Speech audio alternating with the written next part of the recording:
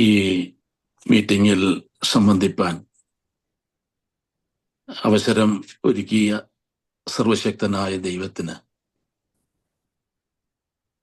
എൻ്റെ എല്ലാ സ്തുതിയും സ്തോത്രവും അർപ്പിക്കുന്നു. ദൈവനാമം വാഴ്ത്തപ്പെടുമാറാകട്ടെ. ഈ കൂട്ടായ്മയിലേക്ക്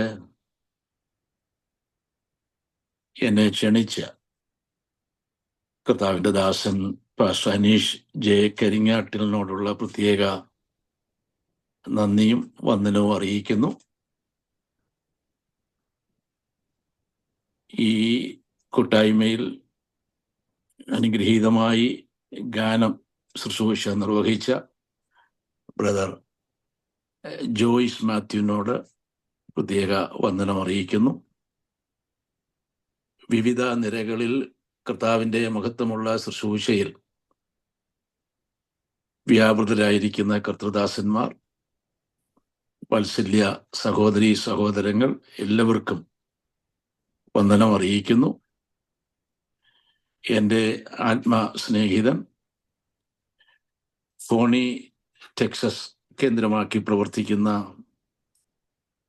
കമ്പാഷനേറ്റ് ചർച്ചിൻ്റെ lead pastor doctor Nelson B ജോണിൻ്റെയും സഭയുടെയും പ്രത്യേക വന്ദനവും ഈ സമയത്ത് ഞാൻ അറിയിക്കും.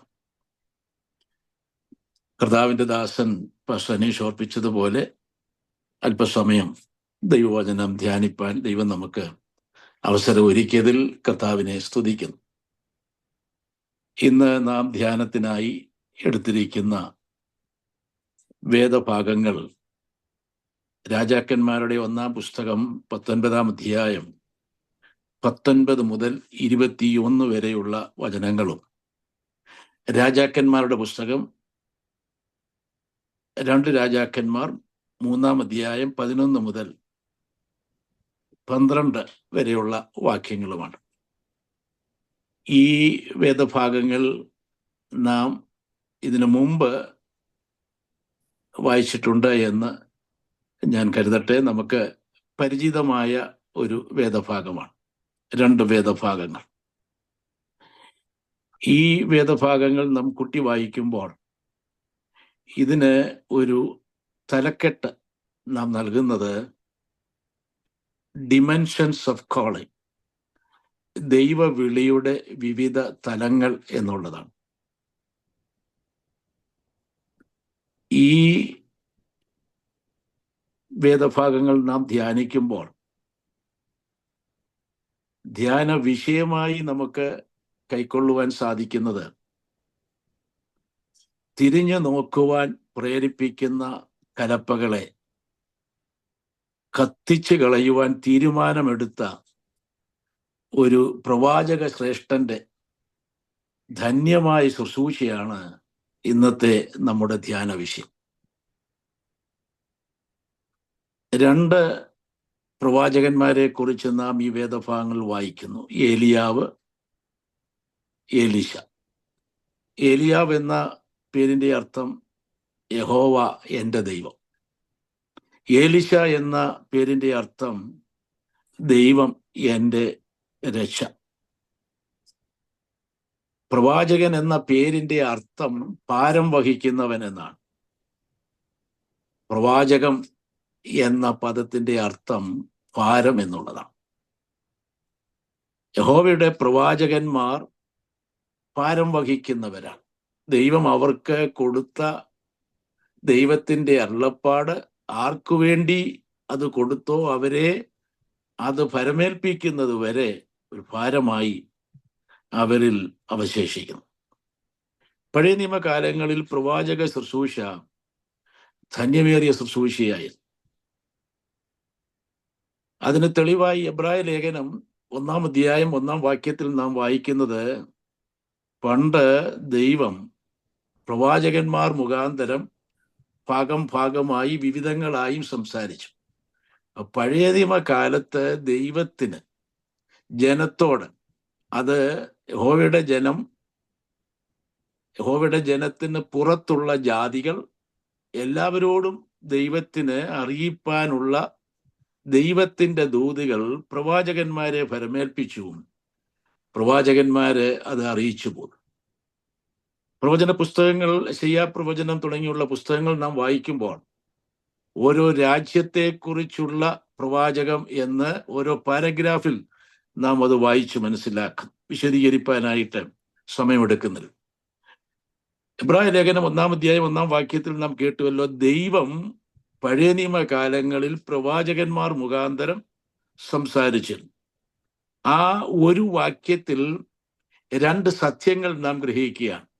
ഒന്ന്, there is living God, ദൈവമുണ്ട് എന്ന സത്യം എബ്രായർ 1:1 നാം വായിക്കുന്നു.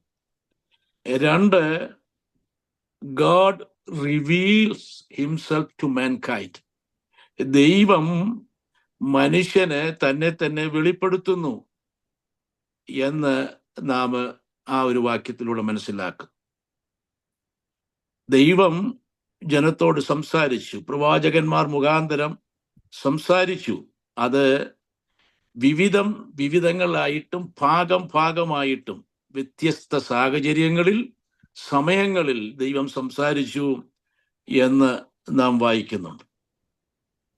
ദൈവത്തിന് മഹത്വം ഉണ്ടാകട്ടെ. പഴയ നിയമകാലങ്ങളിൽ പ്രവാചകന്മാരുടെ ദൗത്യം വളരെ ശ്രേഷ്ഠമേറിയതായി.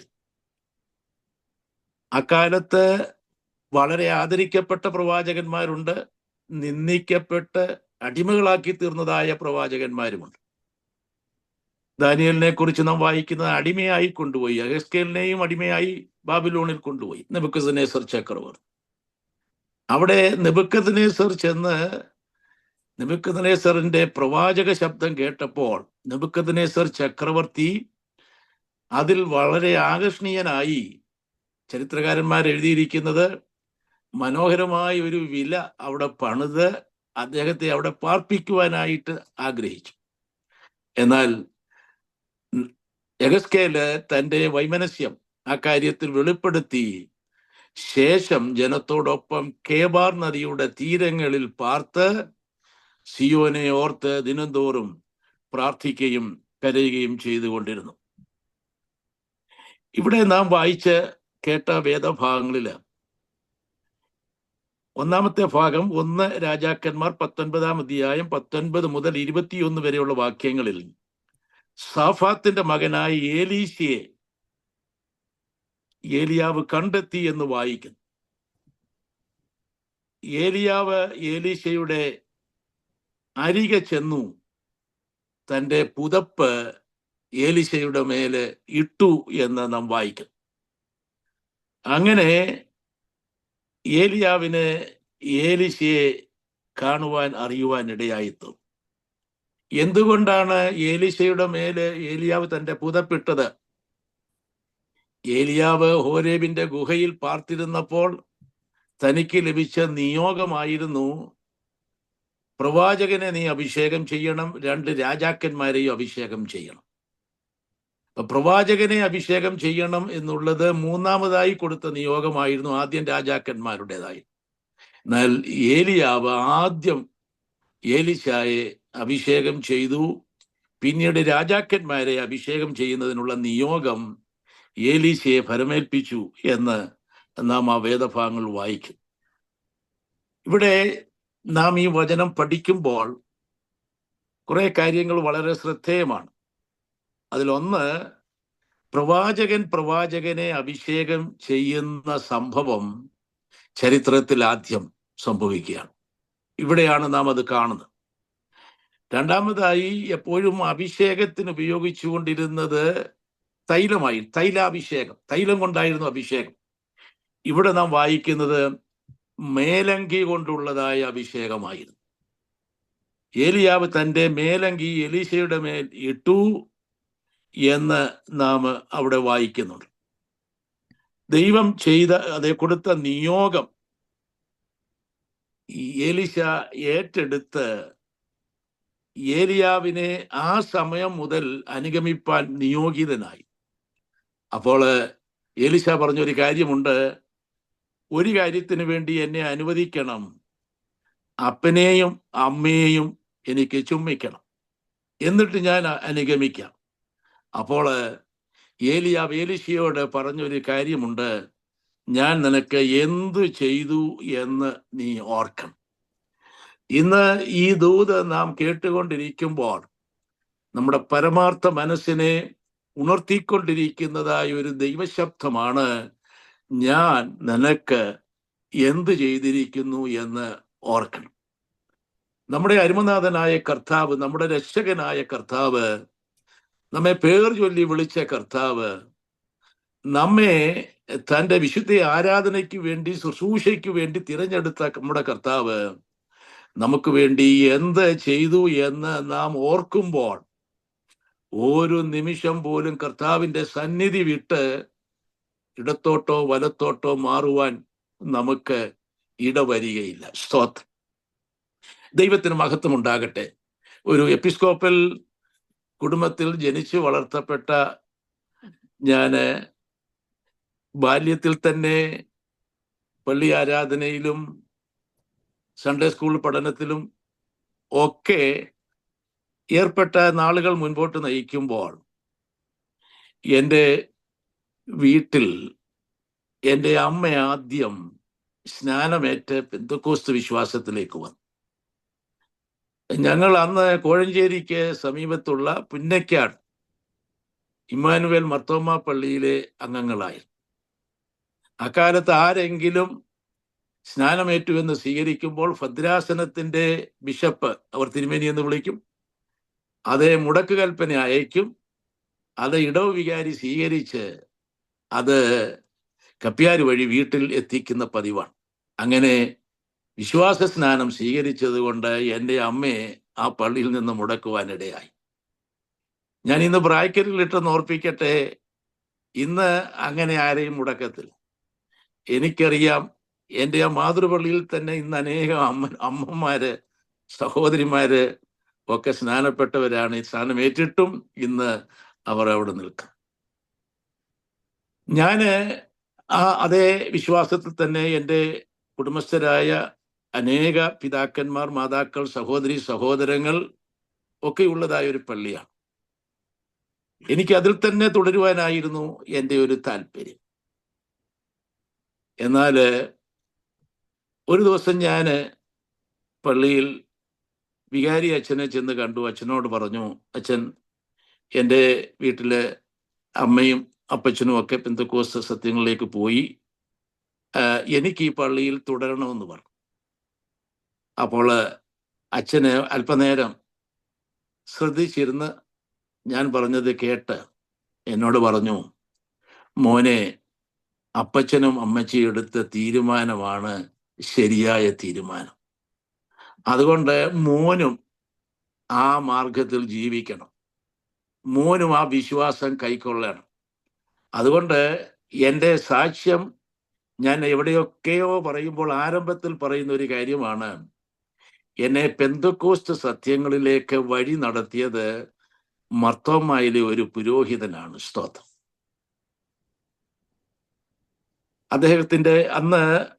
അദ്ദേഹത്തിന്റെ പേര് വർക്കി എന്നായിരുന്നു. ഞാൻ ഫുൾ നെയിം ഇപ്പോൾ ശരിക്കും ഓർക്കുന്നത്. എപ്പോഴും ഞാൻ ആ അച്ഛനെ ഓർക്കാറുണ്ട്. അദ്ദേഹത്തിന്റെ ഹൃദയത്തിന്റെ ധന്യത വളരെ ശ്രേഷ്ഠമായിരുന്നു. അതിനുശേഷം കർത്താവ് എന്നെ നയിച്ച അനുഭവങ്ങൾ വളരെ ശ്രേഷ്ഠമായിരുന്നു. എൻ്റെ അമ്മയ്ക്ക് എന്നെക്കുറിച്ചൊരു വലിയ നിയോഗം, വലിയ ആഗ്രഹമുണ്ടായിരുന്നു. പഠിച്ചു, വിദ്യാഭ്യാസം, സെക്കുലർ വിദ്യാഭ്യാസം കഴിഞ്ഞ് ഞാൻ അതേ സഭയിലെ ഒരു പുരോഹിതനായി തീരണമെന്നുള്ളതായ ആഗ്രഹമുണ്ടായിരുന്നു. എന്നാൽ പെന്തക്കോസ്ത് വിശ്വാസത്തിലേക്ക് കടന്നു വന്നതുകൊണ്ട് അത് അസാധ്യമായി തീർന്നു. എൻ്റെ വിദ്യാഭ്യാസാനന്തരം ഞാൻ ഗൾഫിലേക്ക് പോകുവാനായിട്ടിടയായി. അവിടെ ചെന്ന് ഏതാണ്ട് ഒരാഴ്ച, 1978 സംഭവമാണ് ഓർക്ക്.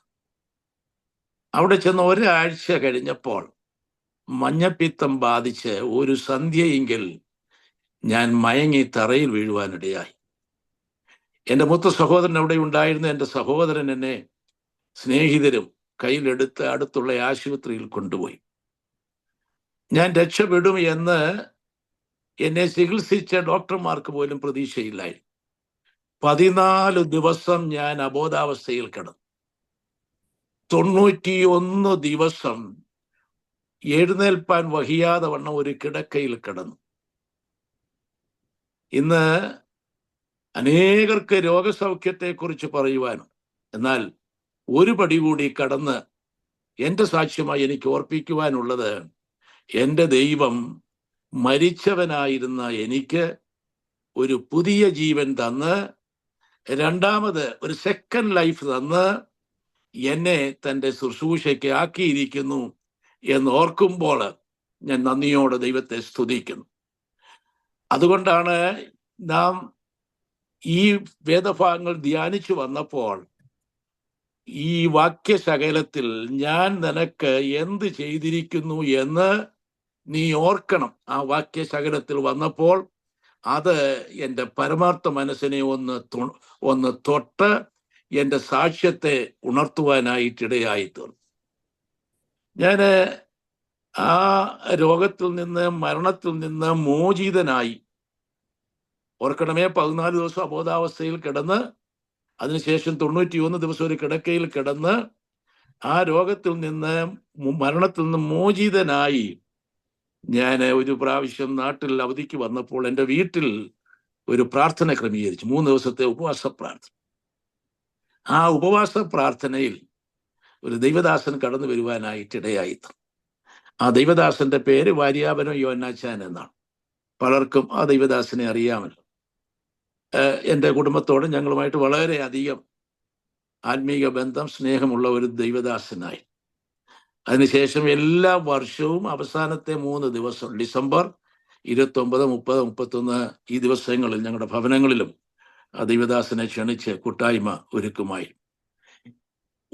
ഞാൻ അവധിക്ക് വന്നപ്പോൾ എന്നോടൊരു ദൂത് പറഞ്ഞു, ഒരു കൈയുടെ വിരലിൽ എണ്ണാവുന്നതായ വർഷങ്ങൾ ഞാൻ നിന്നെ ആ രാജ്യത്താക്കും, നിനക്ക് ലഭിച്ച ജോലിയിൽ ഒരു പ്രൊമോഷൻ തരും, അതിനുശേഷം മറ്റേ കയ്യിൽ ഉള്ള വിരലുകളുടെ എണ്ണം അനുസരിച്ചുള്ള വർഷങ്ങൾ നിന്നെ അവിടെ ആക്കി 2 കൈയുടെ വിരലിൽ എണ്ണാവുന്നതായ വർഷങ്ങൾ പൂർത്തീകരിക്കുമ്പോൾ ആ രാജ്യത്ത് നിന്ന് നിന്നെ മടക്കി വരുത്തുമെന്ന് പറഞ്ഞു.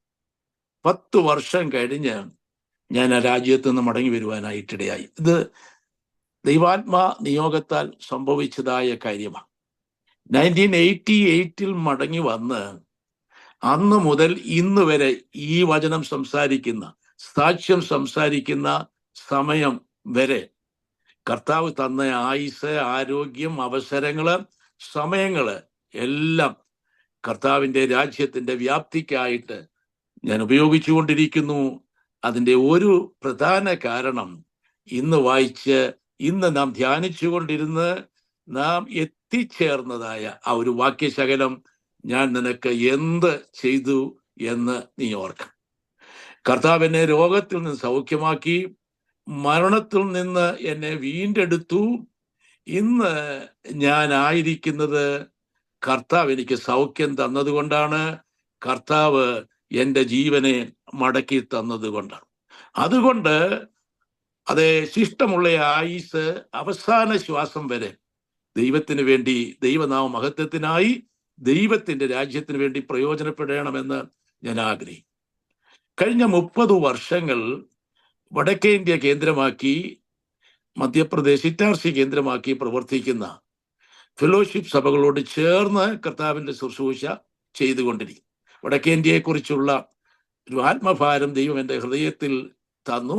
ഒരു മർത്തോമാ പാരമ്പര്യത്തിൽ നിന്ന് വന്നതായതുകൊണ്ട് അങ്ങനെ ഒരു പെന്തക്കോസ്തിൻ്റെ പാരമ്പര്യം പറയുവാൻ എൻ്റെ കുടുംബത്തിന് ഇല്ലാത്തത് കൊണ്ട് ശിഷ്ടമുള്ള ആയുസ്, കാരണം കേരളത്തിൽ അനവധി പെന്തക്കോസ്ത് സഭകളുടെ അതേ ശാഖകള്, അതിൻ്റെ ആസ്ഥാനങ്ങൾ എല്ലാം ഉള്ളപ്പോൾ വടക്കേ ഇന്ത്യയിൽ പ്രവർത്തനമില്ലാത്ത ഇടങ്ങളിൽ അവിടെയുള്ളതായ ബൈബിൾ കോളേജുകൾ കടന്നുപോയി ദൈവവചനം പഠിപ്പിച്ച് അനേകരെ അവരുടെ നാടുകളിലേക്കും സുവിശേഷം അറിയിപ്പാൻ കഴിഞ്ഞ കാലങ്ങളിൽ ദൈവം ഇടയാക്കിയിട്ടുണ്ട്.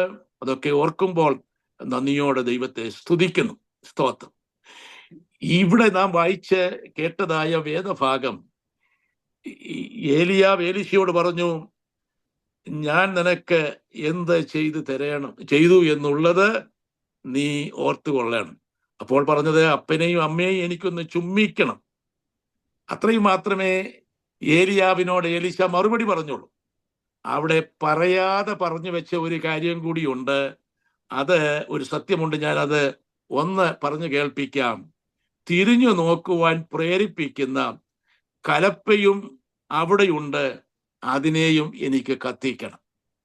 എന്തുകൊണ്ടെന്നാൽ ഒരു വിധത്തിലും മടങ്ങിപ്പോകുവാൻ എനിക്ക് ഇടവരാതെ വണ്ണം ഇഷ്ടമുള്ള ആയുസ് അതേ ഏലിയാവ് എൻ്റെ മേലിട്ട അങ്കിയുടെ ശുശ്രൂഷ നിയോഗം ദൗത്യം എനിക്ക് ചെയ്യണം എന്നുള്ളതായിരുന്നു എലീശായുടെ സമർപ്പണം. സ്തോത്രം. നാം ഇന്ന് ശീർഷകത്തിൽ കേട്ടല്ലോ, ഡിമെൻഷൻസ് ഓഫ് കോളിംഗ്, ദൈവവിളിയുടെ വിവിധ തലങ്ങളെ കുറിച്ചുള്ളതായ ധ്യാനമാണ്. ഒന്നാമതായി എ കോൾ ടു ഫോളോ, അനുധാവനത്തിനുള്ള വിളിയായിരുന്നു എലീശായ്ക്ക് ലഭിച്ചത്. അബ്രഹാമിനെ ദൈവം വിളിക്കുമ്പോൾ, നീ നിന്റെ ചാർച്ചക്കാരെ, നിന്റെ പിതൃഭവനത്തെ നീ പിരിയണം, വിട്ടുപോകണം, ഞാൻ കാണിപ്പാനിരിക്കുന്ന ദേശത്തേക്ക്. എലീശ നിഴൽ പോലെ ഏലിയാവിനെ അനുഗമിച്ചതായി തുടർന്നുള്ള വേദഭാഗങ്ങൾ നാം വായിക്കും. അല്പം മുൻപോട്ട് പോയപ്പോൾ ഏലിയാവിന് ശേഷം എലീശ തന്റെ ശുശ്രൂഷ ആരംഭിച്ച് ബേഥേലിൽ വന്നപ്പോൾ അവിടെയുള്ള ചെറുപ്പക്കാർ പരിഹസിച്ചു. 2 രാജാക്കന്മാർ 2:23 നാം വായിക്കുന്നു, നിന്റെ യജമാനൻ പോയതുപോലെ നീയും പോ എന്ന് പറഞ്ഞ് മൊട്ടത്തലയാ എന്ന് വിളിച്ചു പരിഹസിച്ചു. യഥാർത്ഥത്തിൽ ശുശ്രൂഷയുടെ ആരംഭത്തിൽ അതൊരു ഇൻസൾട്ടിങ് സിറ്റുവേഷൻ ആയിരുന്നു. ആ ഒരു കാരണം മാത്രം മതിയായിരുന്നു എലീശായ്ക്ക് പിന്മാറിപ്പോകുവാൻ. എലീശായ്ക്ക് പിന്മാറിപ്പോകുവാൻ കഴിയുകയില്ല. കാരണം എലീശായുടെ മേലുള്ള നിയോഗം വലുതായിരുന്നു, അഭിഷേകം വലുതായിരുന്നു, കലപ്പയും കത്തിച്ചുകൊണ്ടായിരുന്നു ആ യാത്ര തുടരുന്നത്. അതുമാത്രമല്ല, എലീശ പ്രാർത്ഥിച്ച് ലഭിച്ച കുട്ടി മരിച്ചു. ശൂനേംകാരത്തിയുടെ മകൻ പിന്മാറാൻ ഈ കാരണങ്ങളൊക്കെ മതിയായതായിരുന്നു.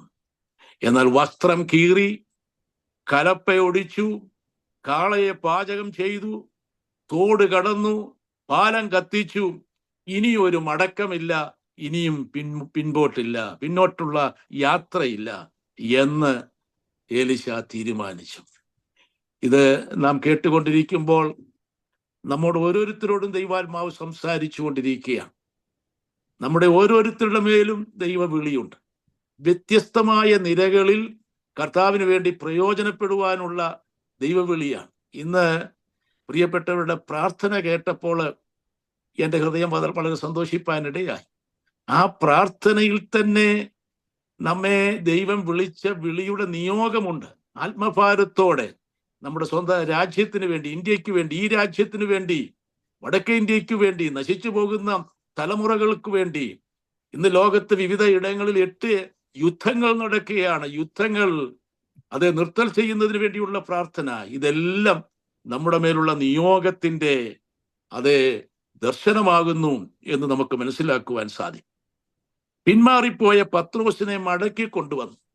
എന്തായിരുന്നു പത്രോസിന് പിന്മാറുവാനുള്ള കാരണം? എലീശായുമായിട്ട് ഒന്ന് താരതമ്യം ചെയ്യുമ്പോൾ പത്രോസിന് പിന്മാറുവാനുള്ള കാരണം, എന്നെ അനുഗമിക്ക എന്ന് പറഞ്ഞിട്ടും വള്ളവും വലയും ഒപ്പം ഉണ്ടായിരുന്നു. എന്നിട്ടും ഉയർത്തെഴുന്നേറ്റ യേശു ഗലീല കടൽപ്പുറത്ത് ചെന്ന് പത്രോസിനെ വിളിച്ചു. ദീർഘിപ്പിക്കുന്നില്ല. അവിടെ പറയുന്നത്, എൻ്റെ ആടുകളെ നീ പാലിക്ക, take care of my sheep. രണ്ടാമത്, എൻ്റെ കുഞ്ഞാടുകളെ നീ മേയ്ക്ക, ഫീഡ് മൈ ഷീപ്പ്. ശ്രദ്ധിക്കണമേ, വളരെ ശ്രദ്ധേയമായ ഒരു കാര്യമാണ്. അങ്ങനെ ആ ദൗത്യം കണ്ണുനീരോടെ, ഉറച്ച നിലവിളിയോടെ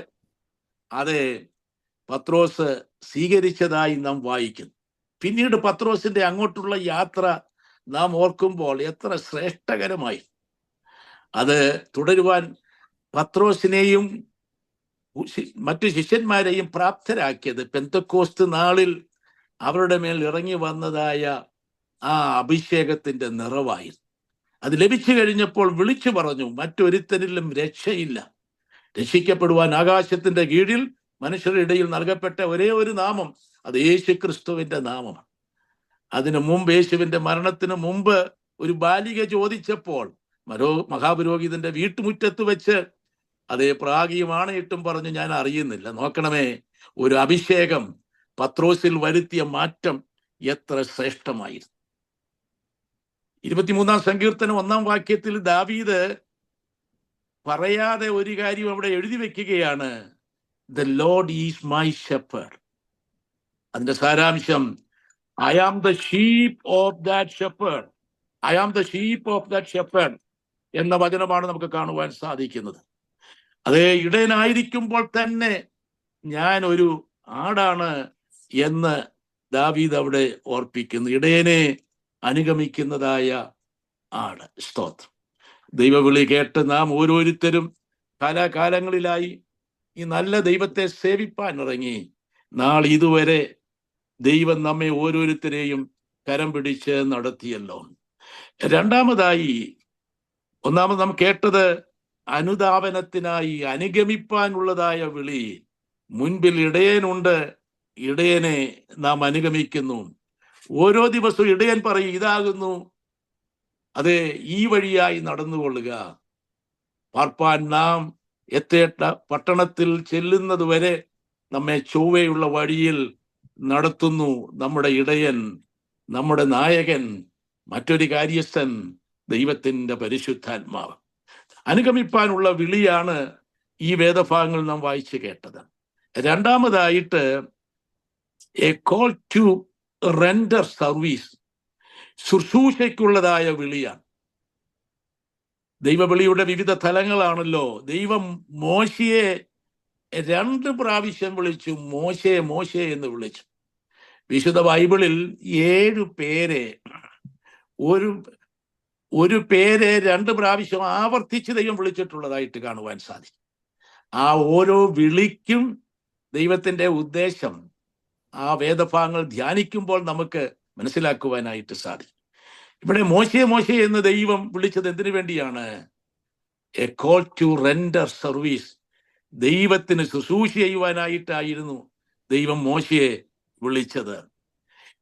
2 രാജാക്കന്മാർ 3-ാം അധ്യായം 11-ാം വാക്യത്തിലേക്ക് നാം വരുമ്പോൾ, അവിടെ യഹൂദ രാജാവായ യഹോശാഫാത്ത് ഇസ്രായേൽ രാജാവിനോട് ചോദിക്കുന്ന ഒരു ചോദ്യം, നാം യഹോവയോട് അരുളപ്പാട് ചോദിക്കുവാൻ യഹോവയുടെ പ്രവാചകൻ ഇവിടെ ആരുമില്ലയോ? യഹോവയുടെ പ്രവാചകനായിട്ട് ഇവിടെ ആരുമില്ലയോ?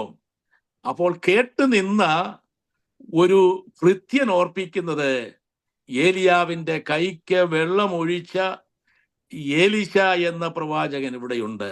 നോക്കണമേ, ഈ പ്രവാചകന്റെ അപരനാമമാണ് പ്രവാചകന്റെ കൈക്ക് വെള്ളമൊഴിച്ചു കൊടുത്ത ഏലിശ. സ്തോത്രം. ശുശ്രൂഷ ചെയ്യുവാൻ സമർപ്പണമുള്ളതായ ഒരു ഏലിശയാണ് ഏലിയാവ് അഭിഷേകം ചെയ്തത്. അതേ, എല്ലാ ദൈവവിളിയുടെയും പിൻപിൽ ദൈവത്തിനുള്ള ഉദ്ദേശം, വിളിക്കപ്പെട്ടവർ ശുശ്രൂഷയ്ക്കായിട്ട് വിളിക്കപ്പെട്ടവരാണ്. അവർ എങ്ങനെ, ഏത് വിധത്തിൽ പ്രയോജനപ്പെടുമെന്ന് അതേ ദൈവം അവരെ അറിഞ്ഞ് ഓരോരുത്തരെയും പേർ വിളിക്കും. ഇന്ന് ഈ കൂട്ടായ്മയിൽ സംബന്ധിക്കുന്ന പ്രിയമുള്ള എവരോടുമായി എനിക്ക് ഓർപ്പിക്കുവാനുള്ളത്, ദൈവത്തിന് ഒരിക്കലും തെറ്റുപറ്റി ആള് മാറി നമ്മെ വിളിച്ചതല്ല. നമ്മെ അറിഞ്ഞ്, നമ്മെ ദൈവത്തിന് ആവശ്യമുണ്ട്, ദൈവത്തിന് നമ്മെ ഉപയോഗപ്പെടുത്തുവാൻ കഴിയും എന്ന അറിഞ്ഞ്, സർവജ്ഞനായ ദൈവം അറിഞ്ഞ് നമ്മെ വിളിച്ചതാണ്. ഓരോ ദിവസവും നാം ദൈവത്തോട് പ്രാർത്ഥിക്കുക, എൻ്റെ കർത്താവേ, എന്നെക്കുറിച്ചുള്ള അവിടുത്തെ ഹിതം എന്നിൽ വെളിപ്പെടുത്തണമേ എന്ന് നാം പ്രാർത്ഥിക്കുമ്പോൾ ഓരോ ദിവസവും കർത്താവിന് പ്രയോജനമുള്ളവരായിത്തീരും. യേശു ഗലീല കടൽപ്പുറത്തുകൂടി സഞ്ചരിക്കുമ്പോൾ നാം വായിക്കുന്നത്, കുറെ പേരെ വിളിച്ചു. പത്രോസ്, അന്ത്രയോസ്, യാക്കോബ്, യോഹന്നാൻ. എന്തായിരുന്നു യേശു അവരിൽ കണ്ടത്? അവര് മീൻ പിടിക്കുവാൻ വല വീശുന്നവരായിരുന്നു. 2, അവർ വല കഴുകുന്നവരായിരുന്നു. 3, അവർ വല നന്നാക്കുന്നവരായിരുന്നു. 3 കാര്യങ്ങളാണ്. ഒന്നുകൂടി ഓർപ്പിക്കാം. അവർ വല വീശുന്നവരായിരുന്നു. തങ്ങളുടെ ദൗത്യം, നിയോഗം, ഉദ്യോഗം എന്നുള്ളത് മീൻ പിടിക്കുകയായിരുന്നു. എല്ലാ ദിവസവും അവർ കടലിൽ വരും, അവര് വല വീശിക്കൊണ്ട്. രണ്ടാമതായി അവർ വല കഴുകുന്നവരായിരുന്നു. വല വീശുമ്പോൾ മാലിന്യങ്ങൾ ആ വലയിൽ പ്രവേശിക്കും. അടുത്ത പ്രാവശ്യം വല ഉപയോഗിക്കുന്നതിന് മുമ്പേ അതിനെ കഴുകി ശുദ്ധീകരിക്കുമായിരുന്നു. മൂന്നാമതായി വല വീശുമ്പോൾ അതിൻ്റെ കണ്ണികൾ ചിലപ്പോൾ പൊട്ടിപ്പോകും. അത് അങ്ങനെ ആ വല അടുത്ത ദിവസം ഉപയോഗിക്കുകയല്ല, ആ വലയുടെ കണ്ണികൾ കോർത്തിണക്കി അത് നന്നാക്കുമായിരുന്നു. സ്തോത്രം. ദൈവവിളിയുടെ പിൻപിൽ വലിയ ഉദ്ദേശമുണ്ട്. കർത്താവിന്റെ വേലയിൽ നിരന്തരം വ്യാപൃതരായിരിക്കുക, എന്നും വല വീശിക്കൊണ്ടിരിക്കുക. ഓരോ ദിവസവും അതേ ദൈവ ദൗത്യത്തിനായി പുറപ്പെടുന്നതിന് മുമ്പ് ശുദ്ധീകരണം പ്രാപിക്കുക. വന്നുപോയ ആ കുറവുകളെ, പൊട്ടിപ്പോയ കണ്ണികളെ കോർത്തിണക്കി ആ ദൗത്യം തുടരുക. എത്ര ശ്രേഷ്ഠമേറിയ ഒരു അനുഭവമാണ് നമുക്കിവിടെ കാണുവാനായിട്ട് സാധിക്കുന്നത്. യഹോവയുടെ പ്രവാചകനെ ഒരുവനുണ്ടോ എന്ന് ചോദിച്ചപ്പോൾ കേട്ടതാണ് ഏലിയാവിന്റെ കൈക്ക് വെള്ളം ഒഴിച്ചു കൊടുത്ത എലീശ ഇവിടെയുണ്ട്. സ്തോത്രം. യോശുവയെ കുറിച്ച് നാം കേൾക്കുന്നതായ ഒരു വാക്യശകലമുണ്ട്. മോശയുടെ ശുശ്രൂഷക്കാരനായ യോശുവ എന്നാകുന്നു. സ്തോത്രം. ഒരിക്കൽ യോശുവ പറഞ്ഞത് എൻ്റെ യജമാനനായ മോശ എന്നാണ്. അതിന് കൊടുത്തിരിക്കുന്നതായ പദം the assistant, the attendant to Moses എന്നതായ വേദഭാഗമാണ്. സ്തോത്രം. ഇന്ന് ബിസിനസ് സ്കൂളുകളൊക്കെ അഡോപ്റ്റ് ചെയ്തിരിക്കുന്ന ഒരു തിയറിയുണ്ട്, സെർവന്റ് ലീഡർഷിപ്പ് എന്നുള്ളത്. സെർവന്റ് ലീഡർഷിപ്പ്, അത് ഈ തിയറി കൊണ്ടുവന്നത് ഇന്ന് അത് ഈ ലോകമുഖത്ത് അറിയപ്പെടുന്നത് 1970 റോബർട്ട് ഗ്രീൻലീഫ് അത് കൊണ്ടുവന്നു എന്നുള്ളതാണ്.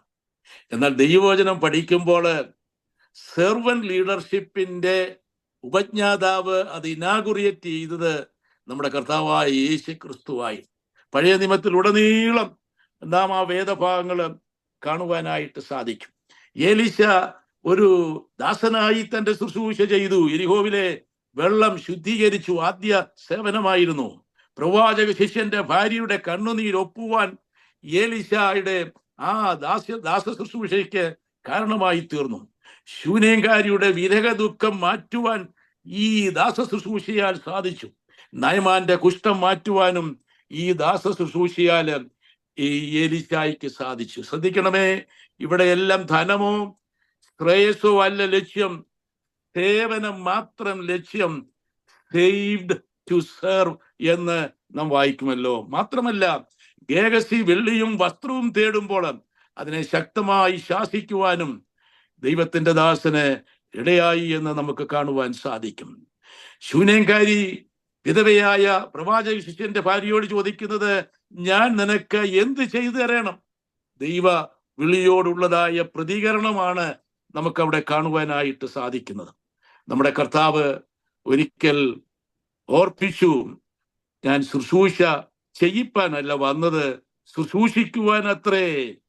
പാസീവ് വോയിസ് അല്ല, ആക്റ്റീവ് വോയിസ്. സ്തോത്രം. നമുക്ക് കേട്ടിട്ടുള്ളതായ റോമൻ കത്തോലിക്ക സഭയിലെ ഒരു പ്രസിദ്ധനായ ബിഷപ്പായിരുന്നു പോപ്പ് ഗ്രിഗറി ദി ഗ്രേറ്റ്. അദ്ദേഹം അറിയപ്പെട്ടിരുന്നതായ ഒരു കർദിനാലായിരുന്നു. എല്ലാ എഴുത്തുകളുടെയും അടിയിൽ അദ്ദേഹം എഴുതി അവസാനിപ്പിക്കുന്നത്, Gregory the servant of the servants of the Lord. അതേ, ദാസന്മാരുടെ ദാസനായ ഗ്രിഗറി എന്നാണ്. അപ്പോസ്തലൻ ഓർപ്പിക്കുന്നത്, പൗലോസ് ഓർപ്പിക്കുന്നത്, യേശു നിമിത്തം ഞങ്ങൾ നിങ്ങളുടെ ദാസന്മാർ. We are the servant of servants. അരയിൽ തുവാലയും കയ്യിൽ തളികയും വഹിക്കുന്ന യേശുവാണ് നമ്മുടെ മോഡൽ, നമ്മുടെ മാതൃക. സ്തോത്രം. ഇതെങ്ങനെയാണ് സാധ്യമാകുന്നത്? ഇത് സാധാരണക്കാർക്ക് സാധ്യമാകുകയില്ല. ആത്മാവിന്റെ ഇരട്ടി പങ്ക് പ്രാപിച്ച, ദൈവത്തിന്റെ അഭിഷേകം ലഭിച്ചവർക്ക് മാത്രമേ ഇത് സാധ്യമാകുകയുള്ളൂ. ഏലിയാവ് വിട്ടുപോകുമ്പോൾ എലീശയോട് ചോദിക്കുന്നത്, ഞാൻ പോകുമ്പോൾ നിനക്ക് എന്ത് വേണം? അങ്ങയുടെ ആത്മാവിന്റെ ഇരട്ടി പങ്ക് എൻ്റെ മേൽ വരുമാറാകട്ടെ. ഈ ദൂത് അവസാനിപ്പിക്കുവാനായിട്ട് സമയമായല്ലോ. നമ്മുടെ മേലുള്ള ദൈവത്തിന്റെ വിളിയും തിരഞ്ഞെടുപ്പും നാം മനസ്സിലാക്കി നമുക്ക് ലഭിച്ച അഭിഷേകത്തെ പുതുക്കിക്കൊണ്ട് 14 ലേഖനങ്ങൾ എഴുതിയ പൗലോസ് തന്റെ അവസാനത്തെ ലേഖനം 2 തീമോത്തിയോസ് വിൽപത്രമായി തീമോത്തിയോസിന് എഴുതി അയക്കുമ്പോൾ ഒരു കാര്യം ഓർപ്പിച്ചു: എന്റെ കൈവെപ്പിനാൽ നിനക്ക് ലഭിച്ച ദൈവത്തിന്റെ കൃപാവരങ്ങളെ നീ ജ്വലിപ്പിക്കണം, പഥ്യവചനത്തെ നീ കാത്തുകൊള്ളണം. ഈ ദൂത് അവസാനിപ്പിക്കുമ്പോൾ എനിക്ക് വാത്സല്യമുള്ളവരോട് ഞാൻ ഓർപ്പിക്കട്ടെ, ദൈവം നമുക്ക് നൽകി തന്ന കൃപാവരങ്ങളെ നാൾതോറും ജ്വലിപ്പിച്ചുകൊണ്ട്, എന്താണ് കൃപാവരങ്ങളെ ജ്വലിപ്പിക്കുക എന്നുള്ളത് ഒറ്റ മിനിറ്റ് കൊണ്ട് ഞാൻ ഓർപ്പിക്കാം. നമുക്കറിയാം, പണ്ട് കാലങ്ങളിലൊക്കെ അമ്മമാര് അടുപ്പിൽ തീ കത്തിക്കുന്നത് നടുക്ക് ഒരു തീക്കട്ടയിടും, അതിന്റെ ചുറ്റിനും കരിക്കട്ടകളിടും. ആ തീക്കട്ടയെ കേന്ദ്രീകരിച്ചുകൊണ്ട് കുഴലുകൊണ്ട് ഊതും. അത് കൊല്ലന്റെ ആലയിൽ നാം കണ്ടിട്ടുണ്ട്. അങ്ങനെ ഊതി ഊതി ആ തീക്കട്ടയിൽ നിന്ന് തീ കരിക്കട്ടയിലേക്ക് ആളി കത്തി എല്ലാം തീക്കട്ടയായി തീരും. അതുകൊണ്ട് ഇന്ന് നാം ഈ മീറ്റിങ്ങിൽ ചുരുക്കം പേരായി കടന്നു വന്നിരിക്കുമ്പോൾ, ഈ ആരാധന കഴിഞ്ഞ് നാം മടങ്ങിപ്പോകുമ്പോൾ ശ്രദ്ധിക്കണമേ, നാം ഓരോരുത്തരും ഒരു തീക്കട്ടയായി ദൈവം നമ്മെ ആക്കിയ ദേശത്ത് ദൈവത്തിന് വേണ്ടി പ്രയോജനപ്പെടുവാൻ, കർത്താവിന്റെ സാക്ഷികളായി, കർത്താവിനെ അനുഗമിക്കുന്ന അതേ ദൈവത്തിന്റെ നല്ല ദാസന്മാരായി, മാത്രമല്ല കർത്താവിന് വേണ്ടി ശുശ്രൂഷ ചെയ്യുന്ന നല്ല ദാസനായി പ്രതിഫലം വിഭാഗിക്കുമ്പോൾ നമ്മുടെ പ്രതിഫലം ശുഷ്കമായി പോകാതിരിക്കേണ്ടവന് നല്ലവനും വിശ്വസ്തനുമായ ദാസനെ ദാസിയെ എന്ന വിളിക്ക് ഓഹരിക്കാരായി നമ്മുടെ ശ്രേഷ്ഠമേറിയ പ്രതിഫലത്തെ വിശ്വാസത്തിന്റെ കണ്ണുകളാൽ കണ്ടുകൊണ്ട് കർത്താവിൽ നമ്മുടെ പ്രയത്നം വ്യർത്ഥമല്ല എന്നറിഞ്ഞ് കർത്താവിന്റെ വേലയിൽ വർദ്ധിച്ചു വരുവാൻ നമുക്ക് ഓരോരുത്തർക്കും കർത്താവ് സാധ്യമാക്കട്ടെ. മാറാനാഥ, നമ്മുടെ കർത്താവ് വരുന്നു. ഈ വചനങ്ങളാൽ ദൈവം എല്ലാവരെയും ധാരാളമായി അനുഗ്രഹിക്കട്ടെ. Praise the Lord, praise the Lord. പ്രിയമുള്ളവർ, എത്ര ശക്തമായിട്ടുള്ള ദൈവവചനവും എത്ര മനോഹരമായ ഹൃദയസ്പർശിയായ സാക്ഷ്യവുമൊക്കെയാണ് നമ്മൾ കേട്ടത്. കർത്താവിൻ്റെ ദാസനെ ഏതെല്ലാ സാഹചര്യങ്ങളിലൂടെ പോയി മരണത്തെ മുഖാമുഖമായിട്ടൊക്കെ കണ്ടു. എന്നാൽ കർത്താവ് അതിൽ നിന്നൊക്കെ വിളിച്ച് വേർതിരിച്ച് തന്നെ ഒരു വലിയ ഒരു ശുശ്രൂഷ ഏൽപ്പിച്ചിരിക്കുകയാണല്ലോ. പ്രിയമുള്ളവർ, ഇന്ന് നമ്മൾ കേട്ടത് അതാണ്. ഞാൻ 1-2 വാചകങ്ങളോട് പറഞ്ഞതിന് ശേഷം പാസ്റ്റർ റെജി ജോസഫ് പ്രാർത്ഥിക്കും. പാസ്റ്റർ നെൽസൺ പി ജോൺ ആശീർവാദം പറഞ്ഞ് നമ്മൾ ഈ മീറ്റിംഗ് ഇവിടെ സമ്പൂർണ്ണമാകുന്നതാണ്. നമ്മൾ കേട്ട കാര്യങ്ങൾ അനുഗമിക്കുക. നമുക്കറിയാം, ഏലിശായുടെ അനുഗമനം എന്തോ ഒരു അനുഗമനമായിരുന്നു. ആ അഭിഷേകത്തിൻ്റെ പുതപ്പ് തൻ്റെ മേലേക്ക് വീണ് കഴിഞ്ഞപ്പോൾ ഒന്നും പിന്നെ നോക്കിയില്ല. താൻ വളരെ സമ്പന്നനായ ഒരു വ്യക്തിയായിരുന്നു. 12 കാളെ ഒക്കെയാണ് പൂട്ടുന്നത്. അത് വളരെ സമ്പന്നൻ. നമ്മുടെ നാട്ടിലൊക്കെ 2 കാളയെ വെച്ചാണല്ലേ പൂട്ടിക്കൊണ്ടിരുന്നത് പണ്ട്. പക്ഷേ അത് തിരിച്ചു വരാൻ സാധ്യത പാടില്ല എന്നുള്ളത് കൊണ്ടാണ് ആ കാളയെ തന്നെ യാഗം കഴിച്ച് ആ കലപ്പ് തന്നെ വിറകാക്കി. എന്തൊരു ഉശിരുള്ളവരെ എത്രമാത്രം തീഷ്ണമായിട്ടുള്ള ചില പ്രവർത്തനങ്ങളാണ്. നമുക്ക് അറിയാം, പത്രോസും എല്ലാവരും കർത്താവ് വിളിച്ചപ്പോൾ അവർ വിട്ടിട്ട് അനുഗമിച്ചു. പക്ഷേ അവരാ വള്ളം വലയൊക്കെ എവിടെയോ വെച്ചിട്ടാണ് പോയത്. എന്നാൽ ഏലിശായ്ക്ക് നമുക്കറിയാം അങ്ങനെ ഒരു ചിന്തയില്ലായിരുന്നു. അതുകൊണ്ട് കർത്താവ് നമ്മളെ അനുഗമിക്കാൻ വിളിക്കുമ്പോൾ യാതൊരു ബാധ്യതകളും ഇല്ലാതെ, യാതൊരു വിട്ടുവീഴ്ചയും ഇല്ലാതെ നമ്മളത് ചെയ്യുന്നെങ്കിൽ മാത്രമേ. അതുകൊണ്ട് നമുക്ക് അറിയാം, ഏലിയാവിൻ്റെ ഇരട്ടി പങ്കോടുകൂടെ, ഇരട്ടി ആത്മാവോടുകൂടെ എത്ര ശക്തമായിട്ടുള്ള രാജാവും ഒക്കെ വന്ന് അദ്ദേഹത്തിൻ്റെ മുന്നിൽ വന്ന് നിൽക്കുന്ന സേനാനായകനും സിറിയയുടെ സേനാനായകനും ഒക്കെ മുന്നിൽ വന്ന് ഓച്ചാനിച്ച് നിൽക്കുന്ന അങ്ങനെയുള്ളൊരു ശക്തനായ ഒരു വ്യക്തിയാണല്ലോ. എന്നാൽ അതേസമയം തന്നെ കർത്താവിൻ്റെ ദാസൻ പറഞ്ഞ് ശുശ്രൂഷയ്ക്ക് വേണ്ടിയുള്ള ഒരു യാത്രയാണ്. മറ്റുള്ളവർ വന്നപ്പോഴെങ്ങനെയാണ് ഏലിശായെ പരിചയപ്പെടുത്തിയ? ഏലിയാവിന് കൈക്ക് വെള്ളം, അത് ദാസനാണ് അത് ചെയ്യുന്നത്, അല്ലെങ്കിൽ അടിമയാണ് അത് ചെയ്യുന്നത്. കൈക്ക് വെള്ളം ഒഴിച്ചു കൊടുത്ത ഒരാൾ ഇവിടെ ഉണ്ട്. അങ്ങനെ കാണും നമ്മളെക്കുറിച്ച് പറഞ്ഞാൽ നമ്മൾ പിന്നെ ആ പറഞ്ഞ ആളിനെ വെച്ചേക്കുമോ? നമ്മൾ എത്രമാത്രം ശക്തനായ ഒരു മനുഷ്യൻ, അതേസമയം എത്രമാത്രം വിനയാന്വിതനായ ഒരു വ്യക്തിയാണ് കർത്താവ്. എത്രയോ വർഷങ്ങൾക്ക്, എത്രയോ നൂറ്റാണ്ടുകൾക്ക് ശേഷം കർത്താവ് അത് കാണിച്ച് കർത്താവ് പറഞ്ഞ് ശുശ്രൂഷ ചെയ്യാനായിട്ട്. അന്ന് വരെ അധികം അറിയാത്തതായിട്ടുള്ളൊരു കാര്യമാണ്. ഇന്ന് നമ്മൾ കേട്ടല്ലോ, സെർവൻ ലീഡർഷിപ്പ് എന്നൊക്കെ പറയുന്നത് വലിയ കാര്യമാണ്. അത് വലിയ തിയറിയൊക്കെ കൊടുത്ത് റോബർട്ട് ഗ്രീൻ ലീഫ് അതിന് തിയറിയൊക്കെ കൊടുത്ത് അതിനെക്കുറിച്ച് പറയുന്നുണ്ട്. നമുക്കറിയാം മഹാത്മാഗാന്ധി 1880-കളിൽ 1880-ലൊക്കെ ഇംഗ്ലണ്ടിൽ പോയി വക്കീലായ ആളാണ്. അദ്ദേഹം എന്നിട്ട് തിരിച്ചു വന്നു കഴിഞ്ഞിട്ട് ചെയ്തത് എന്താണ്? തോട്ടിപ്പണി ചെയ്യുകയായിരുന്നു. ആ തോട്ടികളോട് കൂടി ചേർന്ന് അങ്ങനെ ശുശ്രൂഷയൊക്കെ ചെയ്ത ആളുകളുണ്ട്. എന്നാൽ കർത്താവിൻ്റെ ദാസന്മാരെ നമ്മൾ എത്രമാത്രം ശുശ്രൂഷ, എത്രമാത്രം വിനയത്തോടുകൂടെ നടക്കേണ്ട ആളുകളാണെന്ന് നമ്മൾ ഓർക്കേണ്ടതാണ്. ചില ആളുകളെ ബ്രദർ എന്ന് വിളിച്ചാൽ പാസ്റ്ററാണ്, എന്നാൽ ബ്രദർ എന്ന് വിളിച്ചാൽ എന്തോ ഒരു സഹിക്കാൻ വയ്യാതെ ദേഷ്യമാണ്. ആ മനഃപൂർവ്വം അവരിത് ബ്രദർ എന്ന് വിളിക്കുന്നതായിരിക്കും, അത് വേറെ കാര്യം.